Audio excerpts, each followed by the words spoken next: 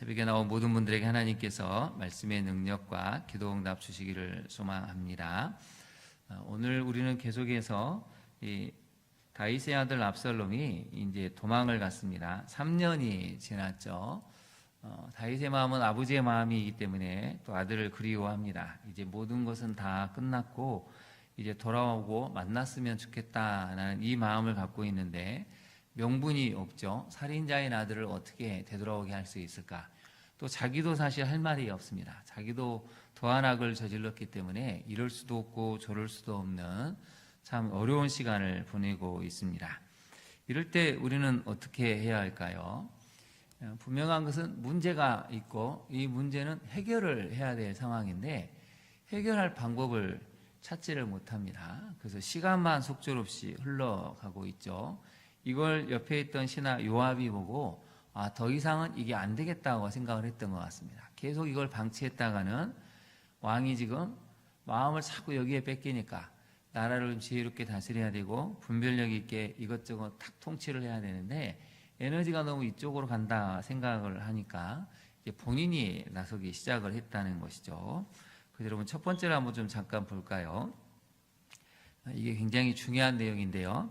비록 회개했을지라도 이후 처리해야 할 문제가 있습니다. 여러분 회개한다고 해서 문제가 사라지는 게 아니고 회개했을지라도 그 다음에 내가 풀어야 될 문제들이 있습니다. 가서 화해도 하고 보상해야 될 문제도 있고 또 상한 마음을 갖는 사람들을 위로해야 될 여러 가지 처리해야 될 문제가 있는데 이후 처리할 문제를 외면하고 신앙의 주도성을 상실하면 더 큰 악순환에 빠지게 됩니다.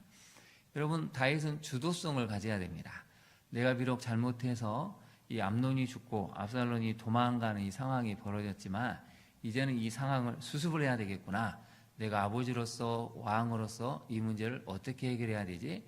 신앙의 주도성을 갖고 이제 이 문제를 해결해야 되는데 지금 사실은 이 주도성을 넘겨줬습니다.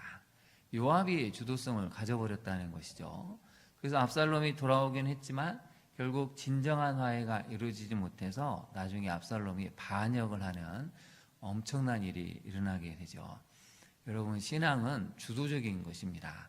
하나님이 우리를 이끄시지만 우리가 해야 될 일은 이 땅을 살아갈 때 주도적인 믿음을 가지고 가정을 이끌어야 되고 자녀를 양육해야 되고 악을 대적해야 될 책임이 있습니다. 그런데 이 주도성을 놓쳐버리면 주도성을 잃어버리면 다른 사람이 내가 해야 될 일을 대신해 주면서 처음에는 좋아 보이는데 내가 원래 한 것이 아니기 때문에 이상한 상황이 만들어질 수 있다는 것입니다. 두 번째를 한번 살펴볼까요? 위기의 순간 도움을 줄 신앙 공동체가 나서지 않으면 개인은 우왕좌왕하다 길을 잃고 최악의 순간을 맞이합니다. 여러분 우리가 계속 본문을 살펴보지만 나단을 제외하고 이제 암논의 끔찍한 일이 또 압살롬이 암논을 죽이는 도망가는 이 상황에서 다윗을 도와주는 사람은 누가 있습니까? 물론 요압이 나서서 나름 열심히 애를 쓰지만 다윗을 진정으로 아파하고 슬퍼해 줄 사람이 없다는 것이죠. 그 지혜로운 아비가일도 도움이 안 되고 또 많은 옆에 있던 사람들도 별로 도움이 안 되는 것처럼 보입니다. 나단 선지자는 어디에 있었을까요? 이 상황에서 나단 선지자라도 등장을 해서 이러이러해야 한다고 말을 해줘야 되는데 나단 선지자는 나타나지 않습니다. 어쩌면 이미 하나님의 말씀 칼이 영원히 내 집에 떠나지 아니하리라는 이 말씀 때문에 나단 선지자도 아마 나서지 않았던 것 같습니다. 이제 이건 온전히 다윗의 문제인데 안타까운 점은 다윗을 위해주고 위로해주고 걱정해주면서 진심으로 도움을 줄 사람들이 곁에 없었다는 것이죠. 그래서 여러분 우리가 정말 힘들고 어려울 때 나와 함께 해줄 공동체의 사람이 얼마나 있느냐는 굉장한 우리 자신의 믿음을 돌아볼 수 있는 이정표가 됩니다. 이런 다윗은 지금 민망하고 부끄럽고 수치스러운 일이죠. 근데 이럴 때 정말 기도해주고 지혜를 분별력을 도움을 줄 수 있는 사람이 있다면 그게 진짜 우리의 함께하는 공동체 사람들이라는 것이죠. 세 번째로 한번 볼까요? 힘들고 괴로울지라도 우리에게 주어진 시간이 있음을 알고 그 시간에 최선을 다할 때 다시 살아날 수 있다는 사실입니다. 여러분, 다윗에게는 시간이 있습니다. 첫 번째로 암논이 다말을 범했을 때 2년의 시간이 있었습니다. 압살롬이 자기 이복형을 살해하기 전까지 2년의 시간 동안 다윗이 아무것도 하지 않아서 결국은 암논은 죽고 압살롬은 도망을 갑니다. 도망간 지 또 3년의 시간이 있었습니다. 어느덧 5년의 시간이 지났죠. 그러면 다윗이 또 뭔가 제스처를 취해야 됩니다. 주도적으로 내가 이렇게 해야 되겠구나. 근데 3년 동안 아무것도 못하니까 요압이 나서서 데려옵니다. 우리가 이제 다음에 살펴보겠지만 여러분, 데려왔는데요, 얼굴도 보지를 않습니다. 다윗이 마음은 그리웠는데 만나고 나서 뭐 같이 울었다든지 다시 어떻게 해보자는 그런 게 아니고 다시는 내가 부를 때까지 나타나지 마라는, 이렇게 돼가지고 압살롬이 또 마음에 분노가 생기죠. 그래서 또 2년이 지납니다. 왔는데 아버지가 자기를 보지를 않아서 아버지를 만나긴 했지만 풀어지지 않는 마음의 이 아픔이 있습니다. 그래서 결국 압살롬이 4년 동안 반역을 준비해서 결국 아버지를 향해 칼을 겨누게 되죠. 여러분, 이게 11년의 시간이 걸립니다. 11년 동안 다윗이 아버지로서 아들 압살롬을 받아들이지 못해서 결국은 문제가 커졌다는 것이죠. 우리에게 여러분, 주어진 시간이 긴 것 같지만 그렇게 길지가 않습니다. 11년 동안 다윗이 어느 한순간에 정말 노력을 했더라면 결국 아들이 반역을 일으키고 쫓기고 이런 일이 벌어지지 않았을 텐데, 이 주어진 11년 동안 아무것도 할 수 없는, 하지 못하는 다윗의 연약함이 결국은 비극으로 찾아왔다는 것이죠. 여러분, 우리에게 주어진 시간들이 있습니다. 그 시간에 우리가 해야 될 바를 외면하면 다윗처럼 어느 순간 비극을 우리가 경험할 수 있다는 것이죠. 어찌됐든 우리에게 주어진 시간이 있다는 것을 깨달으신다면 그 시간에 우리가 해야 될 일은 직면해야 되고 회개해야 되고 또 찾아가서 손을 내밀어야 되고 또 어찌됐든 하나님의 은혜를 힘입어서 이 상황을 바꿀 수 있는 노력을 해야 됩니다. 그렇지 않으면 오늘의 본문처럼 또 우리가 나중에 살펴볼 말씀처럼 다윗이 비극을 맞이할 수 있다는 것이죠. 우리에게 주어진 시간 속에 믿음의 주도성을 가지고 상황을 하나하나 해결해 가시는 우리 성도님들이 되시기를 간절히 소망합니다. 이제 큐티인으로 가볼까요? 오늘 큐티인 본문을 살펴보겠습니다. 86쪽에 있는 내용인데요. 본문 해설입니다. 다윗의 맹세입니다. 첫 번째 본문 해설인데요. 다윗은 두 과인을 돌려보내려 하지만 그는 물러서지 않고 끈질기게 간청합니다. 이에 다윗은 여호와의 이름으로 그의 아들을 안전하게 지켜주기로 맹세합니다. 하나님께 먼저 여쭙고 주도적으로 행하던 다윗의 모습은 온데간데 없고 사람의 말에 이끌려 성급히 맹세하는 무기력한 모습만 보입니다. 말씀 위에 바로 서 있지 않으면 내 마음과 생각도 또한 끊임없이 세상에 급하고 두려운 일들에 끌려다니게 됩니다. 거기다 한번 밑줄을 그으실까요? 하나님께 먼저 여쭙고 주도적으로 행하던 다윗의 모습. 이게 신앙이 있을 때 보여줬던 다윗의 모습이라는 것이죠. 적용을 해보겠습니다.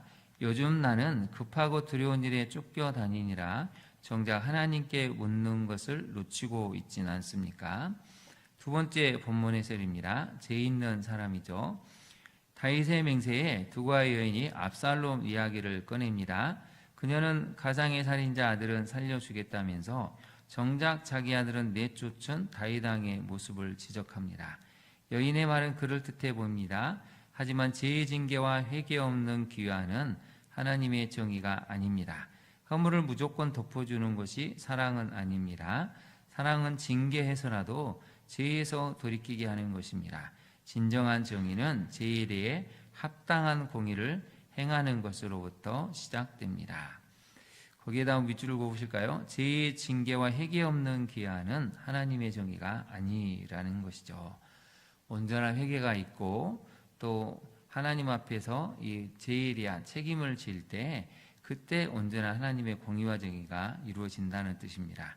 두 번째 적용을 한번 볼까요? 내가 말씀의 원칙과 기준을 무시하고 죄와 타협하는 것은 무엇입니까? 세 번째 본문 해설입니다. 하나님의 사자같이 요압의 치밀한 각본과 두고와 여인의 연기가 다윗의 마음을 움직입니다. 여인은 다윗을 하나님의 사자 같다고 지켜 세우며 결단을 촉구합니다. 그러나 이 모든 과정에 다윗의 기도나 회개는 없습니다. 다윗은 요압의 계략과 인간적인 연민에 휘둘려 압살롬의 귀환을 결정할 뿐입니다. 하나님께 묻지 않고 사람의 말에 의존하여 내린 결정은 결국 더 큰 비극의 씨앗이 됩니다.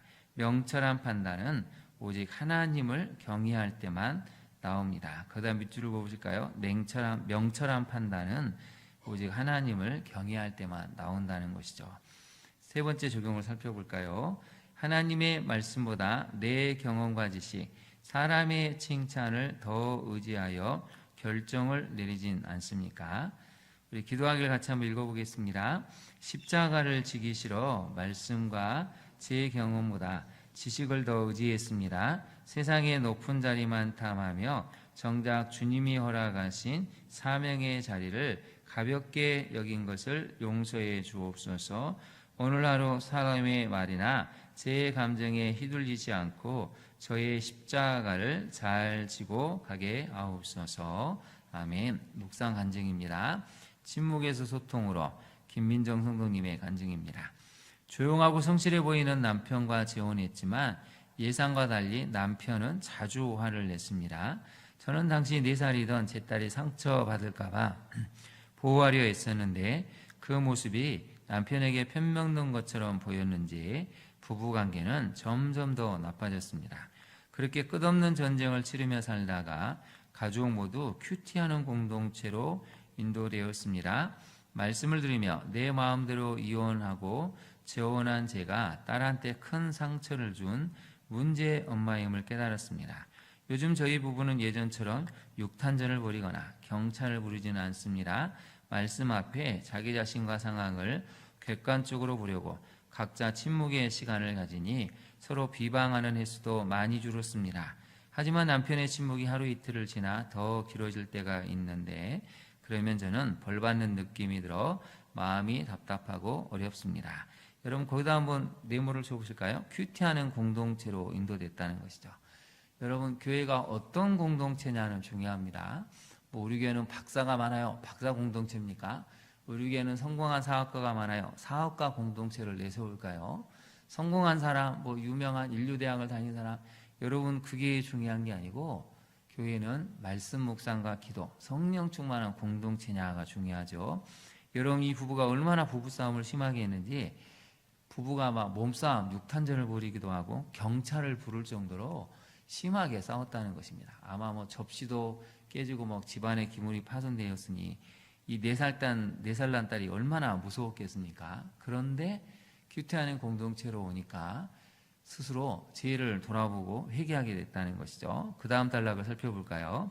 얼마 전 아침 제가 한 계란찜이 평소보다 싱겁게 됐습니다. 음식에 간이 중요한 남편은 겉으로 화를 내진 않았지만 기분이 많이 상해 보였습니다. 사과에도 묵묵부답이니 저는 남편 스스로 침묵을 깨고 나오길 기다렸습니다. 그렇지만 그 시간이 또 길어지자 점점 힘들어졌습니다.